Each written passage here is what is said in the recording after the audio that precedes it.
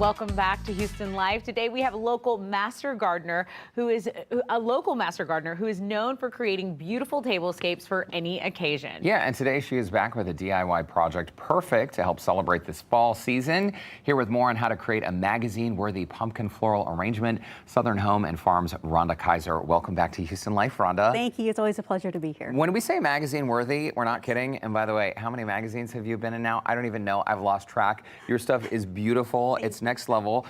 You have two options for us today. Obviously, you've carved some of these pumpkins and the flowers go inside. This pumpkin down here at the end, that just has flowers on top of it.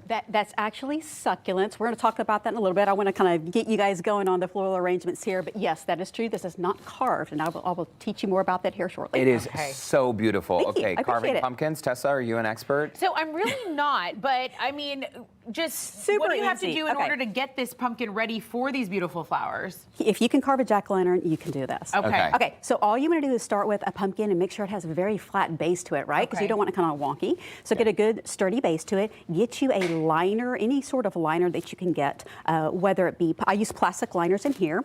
I put that atop the pumpkin and I traced around it and then cored or actually, carve the pumpkin out from that stencil. Because once you drop in that liner, it's going to be a snug fit because it's perfectly aligned. I see. That makes sense, right? And you don't mean like plastic sheeting, do you? You mean like an actual plastic container, So like a plant liner? Yes, similar. You can go to your local florist or craft store, and this liner is probably about this tall inside this pumpkin.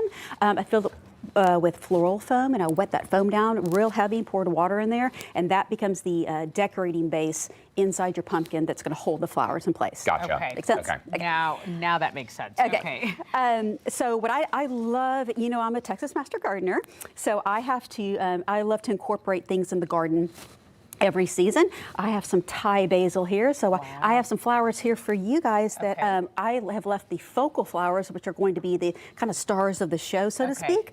And so I think of things when I design in odd numbers, like 3, 5. So I gave y'all 3 hydrangeas. I want you to kind of think of maybe perhaps a triangulated fashion when you design.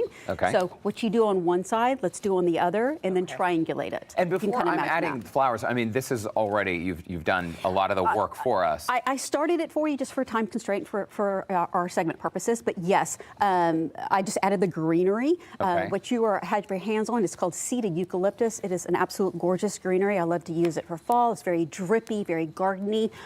So I have started that for y'all. But if you want to go ahead and insert your hydrangeas, think about that triangulated fashion. Also, I gave y'all some roses. Here's kind of a cool tip if you want your roses to open. Just kind of, I'll show this. Kind of just rub it between your hands like that. Whoop, one petal went fine, but you'll see how it opens. Nice and fatful. Yeah, fans out. You know, the other nice thing about using this floral foam, Rhonda, is that it holds your flowers where you are placing them. For sure. And if you're not comfortable with foam, you can also use chicken wire, kind of roll it up in a ball and just stuff it down in that container. And it'll do the same purpose. Gotcha. So you can do it either way. While you guys are doing that, I just wanted to show some different ways that we're going to transition this. So I actually added real gourds and pumpkins in mine. Some of my basil from the garden. Over here we have one. If we can pan over here, I put in a little ghost pick in there for Halloween.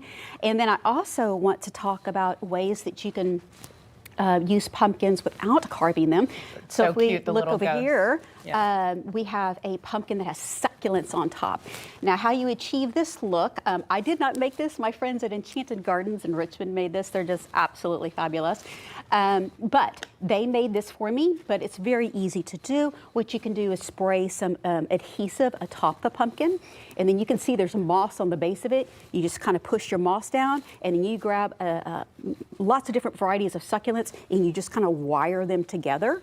Add in a pick and a bow, and you're good to go. And this will last for many months to come. I was about to say, the time on that, it's got to be, even in hot Houston, it should last. Yeah, absolutely, and you definitely don't want it in direct sun. But with that being said, if you did want to plant inside a pumpkin, you could core it like you normally do, like we did for, just like a jack-o'-lantern. You can actually put soil in there, put plants in there, put your taller plants in the back, the shorter ones up front, and once that pumpkin starts to falter, plant the entire thing in your garden.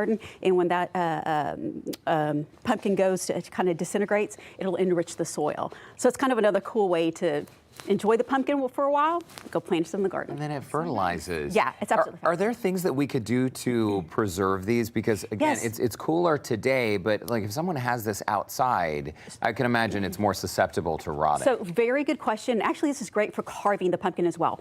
After you have carved it, make sure that you do 2 tablespoons of bleach to 2 cups of water.